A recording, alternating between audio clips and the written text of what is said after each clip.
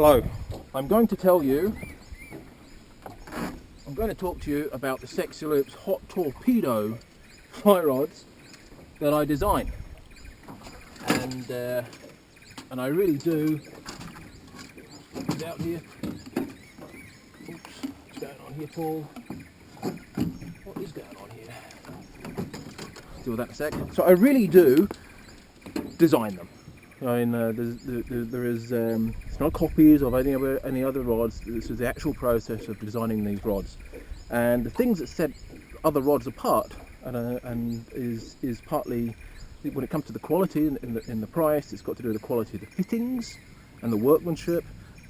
But for me, the most important thing is the actual design of the fly rod itself and how it performs. So I'm going to tell you a little bit about my philosophy, and then you can decide if it's for you or not, because I don't want you to buy something that doesn't suit you. And you actually do have to be a reasonably good caster to get the best out of these rods, because they are on the faster side. They're not too fast for roll casts or any of your close range stuff, because they're actually designed very much for fishing here at a close range as well. But they are casting orientated. Certainly the 8 weight, if you can't double haul, you're probably better off buying another rod, I have to say, because you want to upline it, maybe you want to put a 9 on it. And I didn't design it to put a 9 on it. All these rods are actually designed for the actual casting weight. If you're a tinker and a tweaker, you can do whatever you like. But in my philosophy is if you don't find the line to be a suitable match for this rod, then you've probably got the wrong rod, I would have said. They're a bit softer than, they're a bit more forgiving than some of the fast rods on the market, though, I have to say. Ow. So, I'm going to talk to you a little bit about the design I put in. So, I originally wanted to start designing rods, maybe some 10 years ago.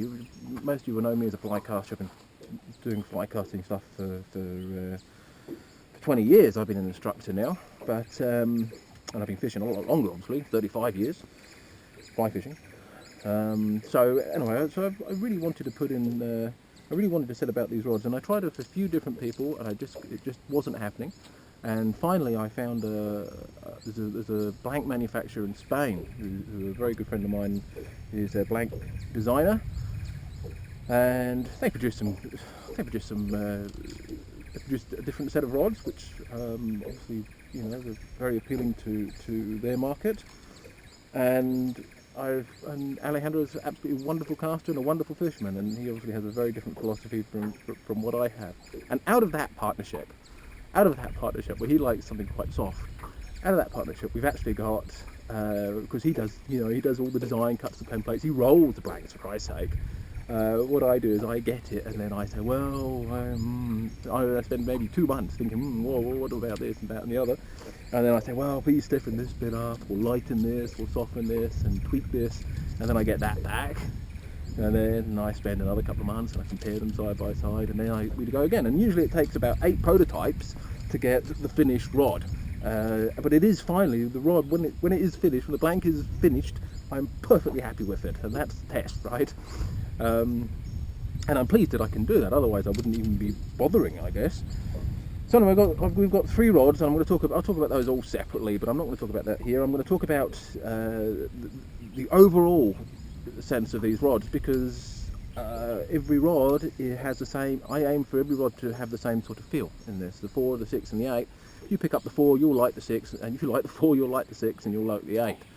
They're all that similar action, and there are lots of ways of describing rods. I would describe this as a fairly fast, tippy action, but it's also very progressive, and it's very important for me when I design a rod is this bit of the rod must bend, because and you can test your rod. Sometimes this is completely rigid and you can't bend it, but I've got some give in there, and that's important for me because that transmits me a bit more feel in my cast, particularly if I'm looking at accuracy shots at about 60 to 70, 80 feet, because you're starting to really bring this part of the rod into play. And if the rod suddenly stops bending here, as some do, I lose my feeling of accuracy at my sense of accuracy at that sort of range. So it's important that this bends. And another important reason I think this rod bends is because when we initiate the stop, the more rigid this rod is, the more rod we are having to stop at the initial point. So if my rod only bends to here, I've then got to stop that much in an instant, and that's quite hard. And I actually get, and I've had it, I got tennis elbow from casting a rod that had no give down here. It's 10 weight, admittedly. So I think it's even more important those 10 weights bend down there. I don't know why they're marketed another way, but I think it's important that these rods bend here. So that's something a little bit different. So that's one of my things, I've got to bend it. A really good rod, most important cast, I'll take that down here. Most important cast, and we'll zoom out and show you some of these casts, I think, but one of the most important attributes of a rod is how does it perform just casting the leader. Just the leader. Now, in fly fishing circles, you've probably thought to yourself, you've heard this thing, oh, the perfect rod would have no weight, no mass, it would be completely weightless. Not true, because for a cast like this, I'm actually bending the rod against its own weight over its own mass, and that's an important attribute to the rod. So this wiggle test that you actually can do in the shop will actually tell you something about the rod. But really you've got to do it, and I do this, practice this. That's my first thing I do when I pick up a rod. How does it cast with just a leader and a fly on, and that's it. And it's got to have some sort of feel here, and that is a natural bend of the rod without any line on it. It's got to feel good there. And then I add a little bit more line, and I go through the same sequence, and now I'm casting with maybe 2 meters of fly line outside the tip. How does that cast? Obviously that's going to bend, hopefully just bend just at the tip of the rod. How does that perform? That is I don't know about you, I've just cast 3 meters of line out there, maybe 3.5 meters. 90% of the fish we ever catch, we're going to catch there, right? So this rod has to perform at this distance, have the feel, and it should be natural, and I shouldn't have to think about it. And if the rod's too stiff in the tip at that point, it becomes complicated for me, so it needs to be forgiving in that area. And that's because I know what I'm looking for in that regard. And then, of course, add more line, ditto, and work through the sequence. It's no good picking up your 10, 12 meters of line and just casting that in the air and telling you. All that tells you is how it casts with 10 or 12 meters of line. Good rod has to cast from my feet all the way to my maximum distance, which is quite far in my case, out there, beyond the horizon. No, it has to have that. Now we can skew it a little bit. We've got a competition rod which is really good for distance and not so good for close range up here. But these rods, the Pro series, this is a fishing rod series designed for all the different distances that you will be casting. There's another couple of tests I do too. One is obviously it's very important that the rod roll casts effectively, and that's about, and you know, with roll casts quite often people will, especially you go into the spay community, they like to upline their rods by 1 or sometimes even more numbers. Now I don't want to do that. I don't want to be changing my line between roll casting and overhead casting. So once again, it's always going to be a bit of a compromise. You know, when you design something like this, you know, you've got to look at the whole picture. But for me, it's very important that this rod roll casts nicely with the given line weight, and it's not just 10 meters either. Sometimes it's just 2 meters. Okay, so I look for that. Another test for me, and this is something some of you will know. There are effectively 3 ways of stopping the rod. One is just to make this squeeze stop, this sudden stop. Many people teach stop. Another way is we have this cast called the stopless cast, which is more of a flop. Instead of stopping, we just take the rod all the way through, both backwards and forwards. But the third way is a method we call pullback, which is where instead of stopping, we just make this little pullback with the hand. And this actually can invoke second mode frequency. So the rod doesn't just unbending in one place, we've now put an S shape into it. And it's got to feel good when I'm doing that. I have to say. So that this is an important test for me, and it's kind of interesting. These rods are good with pullback.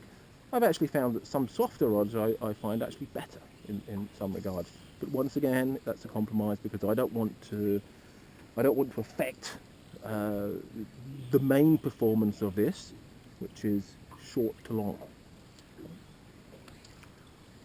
Now, one of the other differences in rods is speed. You know, we're talking about fast rods. People say, oh, I want the fastest rod I can possibly get, and then they can't cast it and they put a line on too heavy. So, but the important thing about speed in the rod is you can speed up your stroke. You know, if you've got a fast rod, it unloads quickly, it recovers quickly, and you're ready to go. Okay, you've got a slow rod, you've got to feather that through the stroke, and you've got to wait and have a cup of tea, then you've got to have another go and wait, and the fish is gone. You know, I'm fishing here for snakehead with these rods, I've got to be a bang, bang, bang. So one of the other drills, and it's a good drill to work with, is to start slow. This is the casting instructor's drill. We start slow and then we speed up. Once we speed up, we wind the casting arc. And if we speed up, and how does it perform when I go fast? You know, these are my tests of a rod.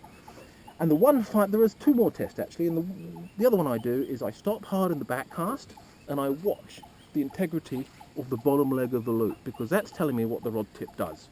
If I stop hard and the rod tip goes bounce like that, as some of them will, yes, you can adjust your stroke to get rid of it, but why not adjust the rod in the first place? Why not design it so that it doesn't do that?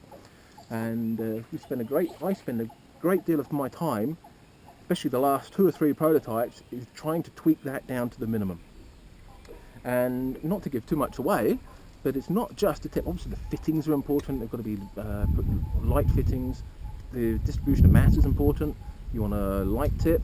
If you want some mass down here, no question, if it's tip heavy and all the mass is up there, or the swing weights are down that end, it's going to bounce up and down. Sometimes stiffening this part actually made a big difference for us. I don't know, this is just, you know, it's not always up here. Sometimes we stiffen this section and it's sorted out the tip. It's wonderful, wonderful. And a mystery. I'm sure there's a reason for that. So anyway, that's the overview of the blank, the bit that I do, the bit that I find fascinating. And of course, the one other thing I do is I put them into competitions. I put them in distance casting competitions because I don't want a breakage rate. I don't want people to go, oh, Hot Torpedo rods, very high performance, but they break. We don't want that. So I put them into competitions and I watch all sorts of people casting them. Usually they've gone through at least, God knows, maybe at least 500 people's hands, these rods, before we bring them out. And I watch to see their casting and see how they adapt to it, and watch to see what the bottom leg of the loop doing on that back cast, how difficult they're finding it, listen a lot to what they've got to say. So yeah, that's partly it. And of course, if they break, we then have to strengthen them, and we never have to start again, but we really have to have a bit of a think, because we don't want breakages. If you get a breakage, because it does happen, the most likely place you're going to get it is in the tip.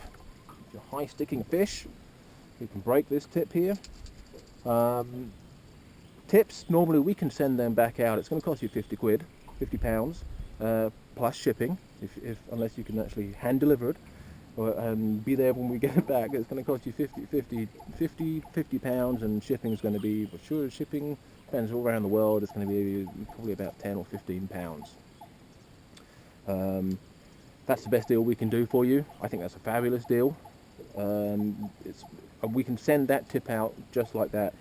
If on the other hand you manage to break one of the other sections, same price. Actually we charge a little bit more for the butt section because there's a lot more in it. We charge £80 for that. Other sections here, we actually have to get the rod back, I'm afraid, because as you'll know, all rods are a little bit different, and this middle section, the process of making a rod means they're not all identical. They're as close as we can get them, but they're not all perfectly identical, and so we actually have to hand make one of your middle sections or the lower sections to actually fit your rod, which means that we have to take this rod, and if we can actually take just the broken ends, we can do that. There's more work for us, because then we actually have to build, Spanish guys actually have to build the other sections which fit in and then work around that, which is more of a pain in the ass. We like to get it right, so we would like to have the rod back. Tip section you can usually get within a week. You can buy a tip section, incidentally. If you think you're going to break the tip, because you probably might at some point in your life, if you're an adventurous fisherman, then you can actually buy a spare tip. We'll sell you a spare tip for £50 when you buy the rod. I think that's a sensible thing to do. If you're a full-out distance caster and you're using this in distance casting, if I've cast this for like I'm practicing my training and I do 2 hours a day and I'm doing a lot of serious distance casting, I will eventually find that this section here can split. Pretty much like the old TCR that I used to use. That used to be on that section. It'll take about the same sort of time. About a year of really intense smashing the fuck out of it with 90 feet. So yeah, I mean that's just part of it, you know. Things do break eventually, but we do want to try to keep it on the road and keep it going for you.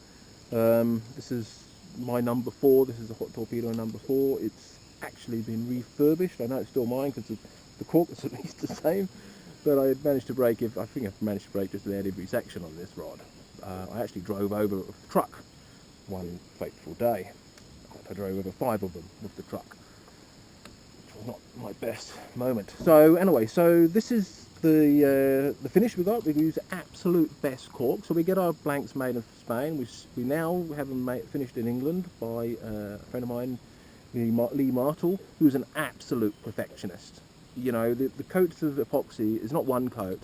It's not even 2 coats. It's 3 coats and sometimes it's 4 coats. Very thin. It's like doing this. It takes hours doing it. It takes a week to build a rod. It does more than one at a time, but you know, it will take them a week. There's lots of drying sessions. It can take 10 days if it's 4 coats, right? You've got to dry, and we use. We've had 2 or 3 different colours of whippings on the Pro Series. We've kind of had a teal blue, then we've had like a dark blue, and now we've actually gone more. We've kind of compromised our competition series, which was very nice, and Scott obviously liked it, which had grey whippings with orange tips. Well, now we've got the kind of the bluey grey whippings, which kind of look like iron blue, yes, and orange as well, and it's beautiful, absolutely beautiful, absolute perfection here, as you can see. We use rec components, all the best. Of course, we have to make our own spacers on some of these rods and anodize them. Now, we are the only rod manufacturer that I know of that fits titanium stripping butt rings here, titanium stripping guides here on all of our rods. So even our 4-weight's completely salt waterproof. Companies won't do this because it's too bloody expensive. That's like £8.50 right there at trade, I think. So you know, this is not cheap. Bloody handle's like £20, right? Just a cork. Anyway, let's not go into that. And so we really have. When I put these together, I just said, look, let's just put the best stuff on there, and we'll sort out the price at the end of it, right? We'll just make the best we can, and then work out what I would pay for it. Is how I set the prices. And I use recoils here, but we don't have to use recoils. We build the rods ourselves, and if you want, we can always carry spare stocks of blanks, usually, in case sometimes we run out, but we've usually got spare stuff knocking around. Incidentally, we do sell blanks too, if you're after them. Just email me. But if you want something particularly, and I would recommend that you use my rod builder, because he is actually wonderful. He is a perfectionist. So if you want something built specially for you, do let us know, because we can do anything. You want snakes, you've got a fetish for snakes, we'll put snakes on there, no problem. And as I say, it'll take about 1 week, something like that, as long as we've got the stuff. And we've usually got other stuff in stock, other componentry if you want. Otherwise we order it in, and you know, it'll take 10 days or something like that. So you can get the rod you want, you can even get your own name put on it if you want. So that would be nice. I don't know, I'm not really sure what else to say about it really. We've got the 4, the 6 and the 8. We've got other rods in development. I've got a 10-weight in development. I think we're pretty close to that. I hope so. I also got a 7'6" 3-weight. Yeah, close. 9'5" 5-weight. No, not very close here. Actually, to be honest, not very close at all about that one. You think that would be easy. I've got the 4, I've got the 6. You think the 5 would be easy? No, it's very difficult. The 4, and I have to say this, if you're a 5-weight guru, if you love the 5-weight, you will prefer the 4. I have to say, if you've got all 5-weight rods, you get the 4 out, because this is, for me, this one is absolutely perfect. They're all perfect, but this one's more perfect than the others, because it's fast down here. It's still got the give, still got bend, but it's fast, and it's got the sensitivity at the tip. It's got a nice fine tip for this. I can use 0.10 tippet material on this, no problems whatsoever. Okay, that's like, well, samurai tip is about 2 kilos, but I don't know if it is 2 kilos, but it's very, very fine, and no problem doing that. I can use size 20, 22, 24s, whatever. I can go down if I have to, but I can also fish a streamer on this rod. Not a heavy streamer, but a reasonable sized streamer. A bit of weight in it. Big tungsten cone head, you can forget it, right? But a nice light streamer on rivers. And I've had big fish on this. I've had gourami up to 4.5 kilos. They go like trains. Nice grayling. This has been a really wonderful rod, actually. What was I going to say? Yeah. If any time you'd be using a 5, this is actually the one you want, I reckon, because it has more sensitivity. It's 20%. The line, different between a 4-weight line and a 5-weight line, it's 20% lighter. And I really notice that. You notice that in sensitivity. I use this for my nymphing on reservoirs, where you've got to put nymphs out 90 feet, 100 feet, and just let them go around in the breeze. And I do that with a 6 too. I've got the 6 here. But the sensitivity I get on this is much, much improved. It's unbelievable. You feel the fish just like that, and you can pick them up and hit them. Wonderful rod, absolutely wonderful rod. I think it's maybe our best rod, but we've sold more of the 6. We've got one of the other ways of trying out these rods, and it's something I'm going to have to work on, is we've got about 100 instructors now who've got these rods, some of these rods, some have got all of them. And what I would like to do is put you in touch with them. Maybe you've got a local guy, and maybe you can go and see him, and maybe he'll be interested in that. I'm going to kind of work with them a little bit, so you've got a place, and you can always get a casting lesson when you're there. You know what I'm saying? But it'd be a way of testing them out. The other way is you just buy them. You can buy a mail order. If you don't like it, you just send it back in unused conditions. It's just you can get it out again, and you get a complete refund. That's the law. That's how mail order works. So you kind of have to take a bit of a trust. Obviously, we've got great reviews. I mean, everybody tries this, loves it. So I really would like to put this rod in your hand. The other option, of course, is to come fishing with me. Just come here to the jungle of Malaysia, and come fishing for snakehead and try out the rods. That's the other option. So yes. Any questions at all? You just ask me. If you got any ideas at all, just ask me. I'm going to talk about the actual recommended lines as I talk about the individual rods, I think. But for now, I think it's time to go fishing. There's some snakehead out here amongst these stumps. Nice place. Lightning's gone. Okay, baby. Fish you later. This is my gourami rod.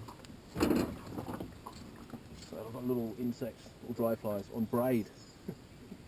Spectra. Yeah. Pushing the boundaries. There we go. Yeah, water's coming good, it's coming. I've been using this HT8 with the sinking line for the snakehead. Doesn't work.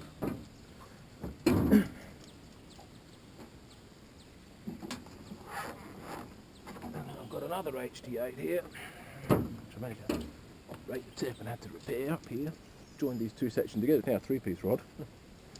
And this is my go-to snakehead killer. This one I stick snakehead with. My snakehead fly, and this is the machine.